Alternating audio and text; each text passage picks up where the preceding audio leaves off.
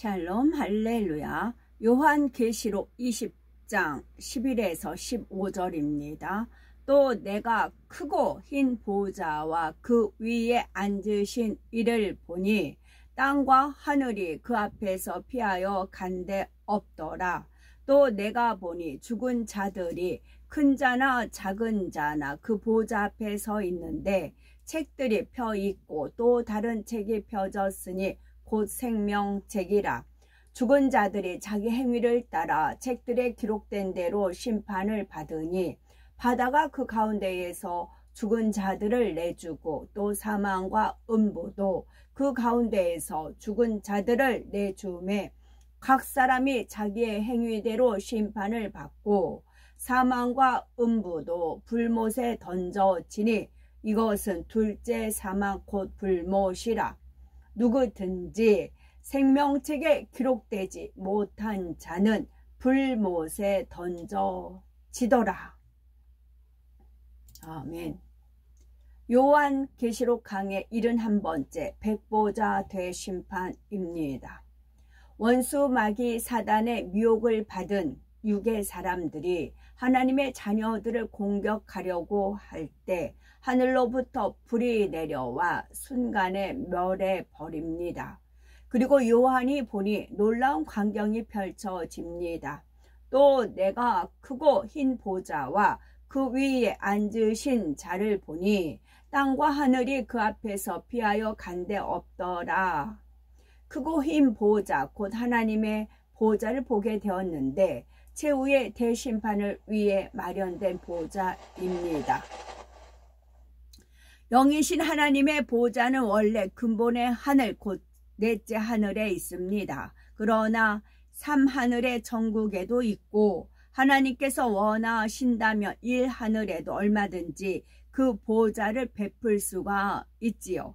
그러니 어떻게 1하늘에 곧 이 육의 세상에 영이신 하나님의 보좌가 내려올 수 있는가? 이런 생각을 할 필요는 없습니다. 새 예루살렘에 있는 하나님의 보좌는 영광의 빛이 나고 무지개가 둘러서 평안함과 충만함을 줍니다. 물론 성결되지 못한 성도들은 영광스러운 하나님의 보좌를 바라보기가 어렵습니다. 그래도 사랑과 경외하는 마음으로 평안하게 대할 수는 있지요. 그러나 대심판 때의 백보좌는 심히 강한 위엄과 권세가 느껴지므로 구원받은 영혼들이라 할지라도 저절로 머리를 숙일 수밖에 없습니다. 하물며 구원받지 못한 영혼들의 경우에는 그 보좌의 위엄 앞에 서는 것만으로도 심히 두려워 떨게 됩니다. 이 보좌는 이 땅에서 왕들이 앉는 하나의 의자로 생각하면 안 됩니다. 하나님께서 좌정하시는 그 자리만이 아니라 보좌 주변에 구분된 공간들까지 포함하지요.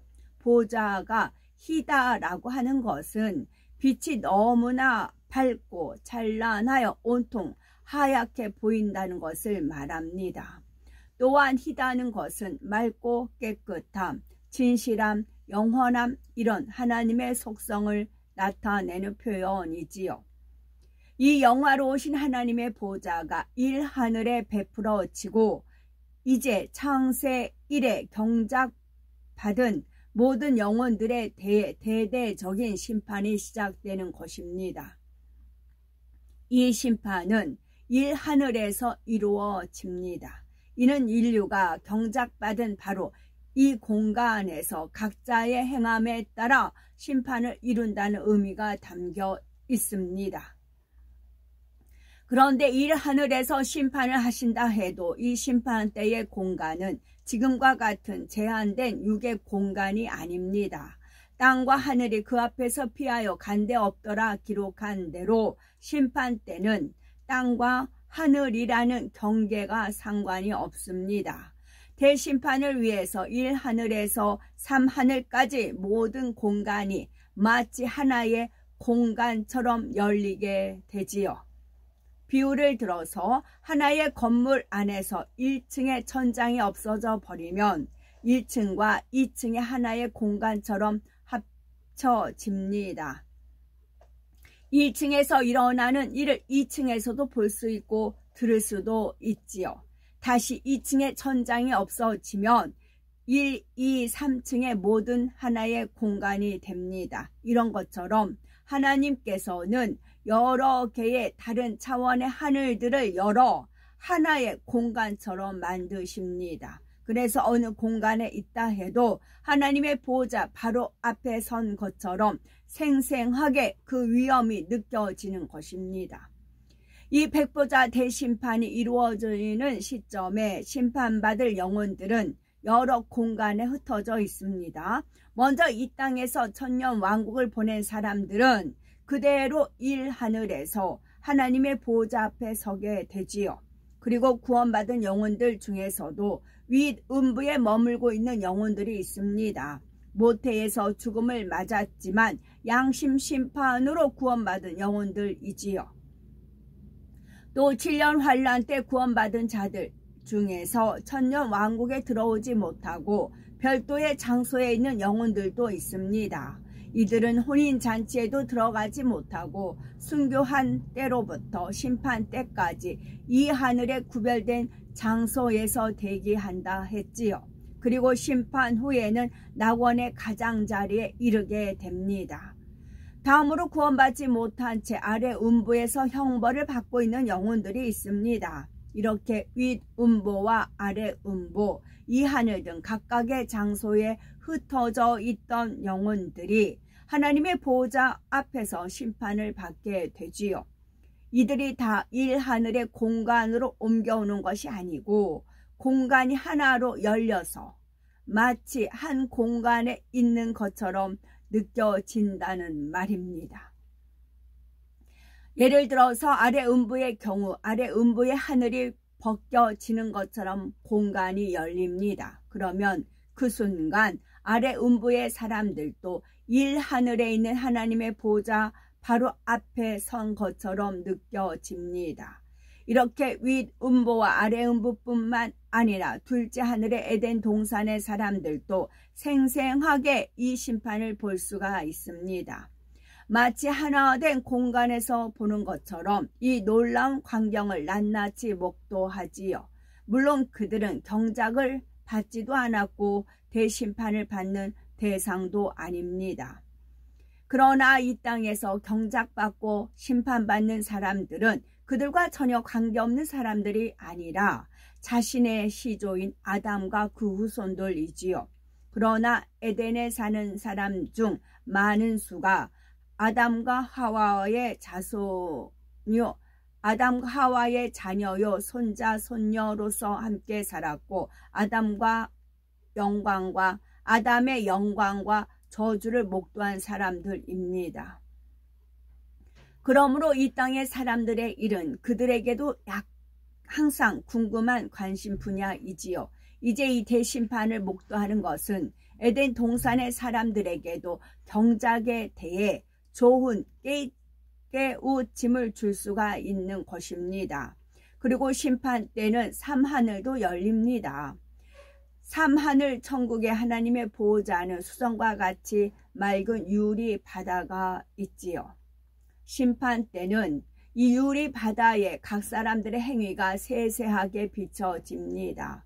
삼하늘의 공간이 열리며 이 유리 바다도 일하늘에 펼쳐진 하나님의 보호자 앞에 옮겨진 것처럼 모든 이들이 앞에 나타나 보이지요. 이렇게 여러 공간이 하나처럼 열리기 때문에 심판 때 하나님의 보호자 앞에서 일하늘의 땅과 하늘은 별 의미가 없습니다. 그래서 피하여 간데 없더라 라고 표현을 하였죠. 또 한 가지 이렇게 표현한 이유는 이 심판 이후로는 일하늘의 땅과 하늘이 더 이상 아무런 역할도 못하기 때문입니다. 일하늘의 지구는 물론 태양계도 전 우주도 어차피 인간 경작을 위해서 만드신 공간이지요. 이제 심판 후에 천국에 들어간 사람들이 다시 이 지구를 찾아와서 돌아보는 일도 없고 에덴 동산의 사람들이 올 일도 없습니다. 지구에 생명력이 있어서 운행되거나 내 계절이 펼쳐지는 것도 아니지요. 그러나 이 공간이 사라져 버리는 것은 아닙니다. 공간 자체가 존재는 하되 하나님께서 그 공간으로 통하는 문을 닫아 버리신다는 뜻입니다. 그래서 땅과 하늘이 그 앞에서 피하여 간데 없더라 라고 표현하고 있는 것이지요. 12절에 또 내가 보니 죽은 자들이 물온대소하고 그 보좌 앞에 섰는데 책들이 펴있고 또 다른 책이 펴졌으니 곧 생명책이라. 죽은 자들이 자기 행위를 따라 책들이 기록된 대로 심판을 받으니 했습니다. 여기서 죽은 자들이란 영이 죽은 자, 곧 구원과 상관없는 자들을 말합니다. 이 땅에서 살 때의 주의나 부귀 영화에 상관없이 큰 자나 작은 자, 남녀노소를 가리지 않고 모두가 하나님의 보좌 앞에 서게 됩니다. 누구도 예외가 없습니다. 하나님을 믿지 않고 주님을 영접하지 않은 이 사람들은 모두가 지옥으로 가게 되지요. 그 중에서도 각자의 행위에 따라 불못으로 가거나 그보다 7배가 뜨거운 유황못으로 갑니다. 본문에 보면은 책들과 생명책이 구분되어 나옵니다. 생명책은 구원받은 성도들의 이름이 기록되어 있는 책이지요. 그리고 다른 책들에는 모든 구원받은 사람과 구원받지 못한 사람들의 행위가 낱낱이 기록되어 있습니다. 이 책은 누가 기록한 것일까요? 이 기록을 전담한 천사들이 있습니다. 사람마다 담당하는 천사가 붙여져서 각 사람이 이 땅에서 태어나 죽을 때까지 모든 마음과 생각, 행위를 기록하는 것이지요. 마태복음 12장 36절에 내가 너희에게 이르노니 사람이 무슨 무익한 말을 하든지 심판날에 이에 대하여 신문을 받으리니 하셨습니다. 이처럼 말 한마디까지 기록되어 심판의 근거가 됩니다. 남을 미워함으로 흘긴 눈빛 하나, 비방하고 험담한 말 한마디, 때리고 혈기내고 싸운 거, 살인, 간음, 도적질, 침 하나 뱉은 것까지도 천사들은 놓치는 것이 없습니다. 물론 선한 일을 한 것도 다 기록하고요. 구원받은 자녀들의 행위도 다 기록은 되지만 걱정할 필요는 없습니다. 성도들의 경우 주님을 영접하기 전에 지은 죄들은 주님을 영접할 때 사해지기 때문이지요. 시편 103편 12절에 동이 서에서 먼 것 같이 우리 죄과를 우리에게서 멀리 옮기셨으며 한 대로 주님을 믿고 죄를 회개할 때 보혈의 공로로 사함을 받는 것입니다. 또 주님을 영접한 후에 지은 죄들도 중심에서 회개하고 돌이켜 빛 가운데 거하면 다시금 용서받을 수 있지요. 그렇다 해서 죄를 회개하기만 하면 무조건 용서받는다고 생각하면 안 됩니다. 하나님께서 받으시는 참 회개라야 하지요. 히브리서 10장 26절에 우리가 진리를 아는 지식을 받은 후 짐짓 죄를 범한 즉 다시 속지 않은 제사가 없다 하였습니다. 참으로 회개를 한다면 그 후로는 변화되어 회개의 열매를 맺어 나가야 합니다. 그렇지 않고 회개하면 용서받았으니까 하면서 계속 죄를 지어간다면 이것은 믿음도 아니고 용서받을 수도 없습니다. 또 주님을 믿는다 하면서 성령 해방, 거역 모독한 경우도 사함받을 수 없는 사망에 이르는 죄라 하셨습니다. 이는 하나님께서 회개의 영을 주시지 않으므로 회개할 수조차 없습니다. 심판받은 후에는 불과 유황못 중에서도 유황못에 들어가게 되지요. 책에 기록된 내용을 근거로 심판을 할 때 혹 나는 그런 적이 없습니다 하고 부인하는 사람이 있어도 소용이 없습니다. 이때 하나님께서는 책들에 기록된 내용 외에 더 확실한 증거 자료를 보여주시지요. 바로 셋째, 하늘에 하나님의 보좌 앞에 있는 유리 바다에 나오는 장면들입니다. 여기서 책에 기록된 바로 그 내용이 마치 영화처럼 그대로 재현되어 보입니다. 당시의 말이나 행동만 보여주는 것이 아니라 마음과 생각, 의도까지도 다 보여주시지요. 이처럼 하나님의 심판은 마음과 생각, 뜻, 중심, 말과 행실 모든 것을 다 종합하여 정확한 증거에 의해서 진행이 됩니다. 그러니 어느 누구도 나는 억울하다 말할 수가 없는 것입니다. 본문 13절에 바다가 그 가운데서 죽은 자들을 내어주고 또 사망과 음보도 그 가운데서 죽은 자들을 내어주매 각 사람이 자기의 행위대로 심판을 받고 했습니다. 죽은 자, 곧 구원받지 못한 자들이 심판을 받는데 바다와 사망, 음보가 그들을 내어준다 했지요. 이것이 무슨 말일까요? 먼저 바다란 영적으로 사람이 경작받는 터전, 곧 이 세상을 의미합니다. 바다가 곧 세상이 죽은 자들을 내어준다는 것은 이 심판받을 자들이 이 세상에서 경작받았다는 사실을 알려주지요. 또한 세상은 심판을 위해 죽은 자들의 육을 내어줍니다. 사람이 구원받지 못하고 죽음을 맞으면 그 영혼은 아래 음부에 갇히게 되고 육은 썩어서 세상 어딘가에 흙으로 변해 있지요. 그런데 대심판 때가 되면 아래 음부에 있던 죽은 자들의 영혼도 심판에 맞는 육을 입게 됩니다. 물론 이들의 영혼육은 구원받은 자녀들의 영혼육과는 다릅니다. 표현상 영이라고는 하지만 그들의 영은 하나님과 교통할 수가 없고 영의 구실을 할 수 없는 죽은 영이지요. 단지 영체만 남아서 영원 불멸의 속성을 지닌 것뿐입니다. 그들의 육도 성도들의 부활체와는 달리 신령한 몸이 아닙니다. 단지 영원히 사라지지 않는 영원 불멸의 속성을 지닌 육이지요. 구원받은 성도들이 온전한 영체를 입으면 천국이라는 공간에서 누리는 기쁨과 행복을 더 생생하게 느낄 수가 있습니다. 그와 비슷한 의미로 죽은 자들도 심판을 위해 육을 입게 되면 지옥의 형벌이 더 생생하게 와 닿습니다. 아래 음부의 형벌보다 지옥의 형벌이 비교할 수 없을 정도로 고통이 더 큽니다. 그런데 더욱이 지옥에서는 육을 입기 때문에 육을 입지 않은 아래 음부에서보다 더 고통이 더 뚜렷하게 느껴지는 것입니다.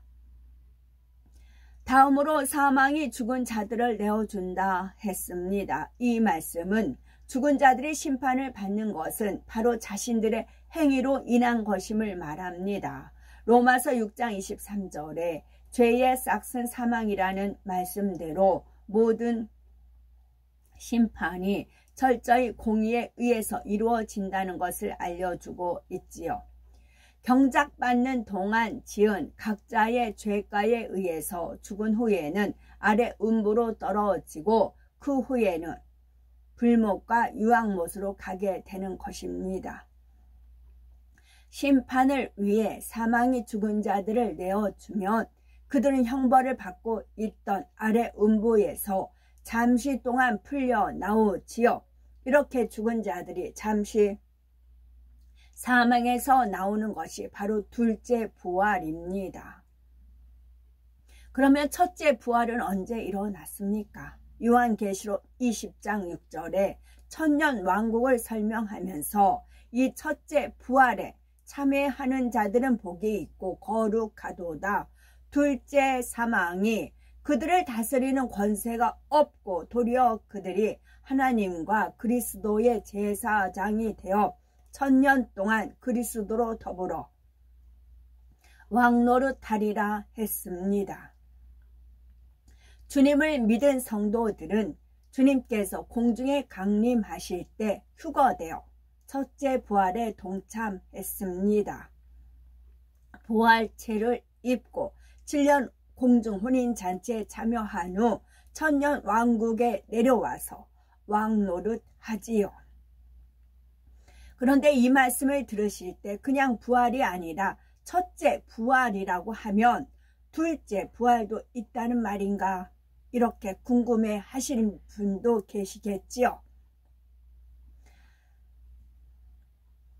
성경에는 명백하게 둘째 부활이라는 표현이 나오지는 않습니다. 그러나 오늘 본문에 사망이 죽은 자들을 내어준다는 말씀이 바로 둘째 부활에 해당이 됩니다.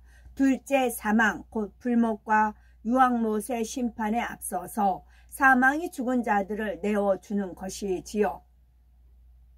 그러나 이 부활은 생명과 구원의 부활이 아니라 구원받지 못한 자들에게만 해당하는 두려움과 심판의 부활입니다. 이처럼 둘째 부활은 구원받은 성도들에게는 상관이 없는 일이기 때문에 성경에는 굳이 부활이라고 표현하지 않았지요. 사망이 죽은 자들을 내어주면 그들은 아래 음부의 형벌에서 잠시 동안 풀려납니다. 그렇다고 해도 이는 아주 잠깐 순간의 휴식일 뿐 어떠한 평안도 소망도 없습니다. 곧 심판을 받게 되면 전보다 더 참혹한 지옥의 형벌이 있음을 알기에 두려움에 가득 차서 기다리는 것뿐이지요. 또 음부가 죽은 자들을 내어준다 했습니다. 이는 앞에서 설명한 것처럼 사망이 죽은 자들을 내어주니 그들이 몸을 입고 보호자 앞에 서는 것을 말합니다. 공간이 하나로 열리므로 그들은 아래 음부에 머물고 있지만 일 하늘의 보호자 앞에 있는 사람 못지않게 생생히 그 위엄과 권세를 느끼는 것입니다. 이처럼 바다와 사망과 음부가 모든 죽은 자들을 내어주므로 누구 하나도 피할 수가 없이 모두가 하나님의 심판대 앞에 섭니다. 그래서 자기 행위대로 심판을 받는 것이지요. 그런데 여기서 참고로 기억하실 것은 이미 백보자 대심판 전에 심판을 받아 지옥에 떨어진 자들도 있다는 사실입니다. 질년 환란이 끝날 때 하나님의 심판이 임하여 짐승과 거짓 선지자가 산채로 유황못에 던지운다 했습니다. 또 천년 왕국이 끝날 때 배신한 육의 사람들은 불로 멸망당하고 불과 유황못에 던지운다 했습니다. 이들은 이미 심판을 받아 지옥에 들어갔으니 대심판 때에 다시 심판을 받지는 않습니다. 다만 모든 공간이 하나로 열릴 때 지옥의 공간도 열리게 되므로 그들도 불과 유황불 속에서 고통받으며 대심판의 광경을 볼 수가 있는 것이지요. 14에서 15절에 사망과 음부도 불못에 던지우니 이것은 둘째 사망 곧 불못이라 누구든지 생명책에 기록되지 못한 자는 불못에 던지우더라 했습니다. 여기서 불못이라는 것은 불과 유황못을 다 포함하여 지옥을 대표하는 표현입니다. 사망도 아래 음부도 자기 역할을 다했고 사망에 해당하는 자들, 아래 음부에 있던 자들은 이제 지옥에 던져집니다. 사망과 음부는 불못에 던지운다 했지만 이 세상 곧 바다는 불못에 던지운다고 하지 않았지요. 세상 곧 육의 공간인 일 하늘을 지옥에 던질 필요는 없기 때문에 앞에서 설명한 대로 그냥 폐해질 뿐입니다. 디모데전서 5장 24에서 25절에 보면 어떤 사람들의 죄는 밝히 드러나 먼저 심판에 나아가고 어떤 사람들의 죄는 그 뒤를 쫓나니 이와 같이 선행도 밝히 드러나고 그렇지 아니한 것도 숨길 수 없느니라 했습니다. 구원받지 못한 사람들도 각자 죄의 경중이 다릅니다. 그래서 죄가 더 중한 사람은 유황못에 들어가고 그보다 덜한 사람은 불못에 들어간다 했지요. 대심판 때에는 밝히 드러나는 죄, 곧 더 중한 죄인들이 먼저 심판을 받습니다. 그렇지만 심판을 받는 대로 한 사람씩 지옥에 떨어지는 것이 아니라 전체가 심판을 받고 나면 한꺼번에 지옥의 각 장소로 떨어지는 것이지요. 우리는 천국과 지옥은 분명히 있습니다. 구원받아 생명책에 이름이 기록되지 않으면 그 누구도 천국에 들어갈 수가 없습니다. 지엄하신 재판장 앞에서 심판을 받아 영원한 지옥의 형벌을 당하게 됩니다. 그러나 선한 양심 속에서 하나님을 믿고 주님을 영접한 우리들은 심판에 대해서 들어도 오히려 천국의 소망이 더해지지요. 내가 한 믿음의 행함과 선행, 충성한 것이 과연 어떠한 상급으로 주어질 것인가가 기대가 되는 것입니다. 그런데 나는 주님을 믿었으니 성령을 받았으니 감사하다 하는 경우에도 반드시 기억해야 할 말씀이 있습니다. 요한계시록 3장 5절에 주님께서 약속하시기를 이기는 자와 이와 같이 흰옷을 입을 것이요 그 이름을 생명책에서 반드시 흐리지 아니하고 그 이름을 내 아버지 앞과 그 천사들 앞에서 시인하리라 하셨습니다. 출애굽기 32장 32절에도 주의 기록하신 책에서 내 이름을 지워버려 주옵소서 하는 표현이 나옵니다. 한번 구원받아 생명책에 이름이 기록되었다 해도 때에 따라서는 그 이름이 지워질 수도 있음을 알 수가 있는 것입니다. 또 데살로니가 전서 5장 19절에 성령을 소멸치 말라라는 말씀이 나옵니다. 한번 성령을 받은 사람이라 해도 계속 하나님의 뜻을 거슬려 나가면 성령이 소멸되어 버릴 수도 있다는 말입니다. 이렇게 믿는다 하면서도 죄 가운데 살다가 성령이 소멸된 사람은 결국 믿지 않는 사람과 다를 바가 없습니다. 지엄하신 심판대 앞에 서게 될 때 그제야 얼마나 후회가 막심하겠습니까? 내가 왜 말씀대로 살지 않았을까? 하나님의 뜻이 무엇인지 분명히 배웠는데 그 헛된 정욕과 세상 것들을 취하느냐고 이제 이렇게 어두운 자리에 서게 되었구나. 내가 왜 그랬을까? 내가 왜 그렇게 어리석었을까? 한 번만 더 기회를 주어진다면 얼마나 좋을까 하고 가슴을 찢으며 한탄하게 되게 되는 것입니다. 우리는 이런 분이 없어야 되겠고 모두가 두려움이 아닌 담대함으로 하나님의 심판대 앞에 서서 더 좋은 처소와 상급을 받을 수 있어야 되겠고 오늘도 이런 소망으로 하루하루를 채워나가셔야 되겠습니다.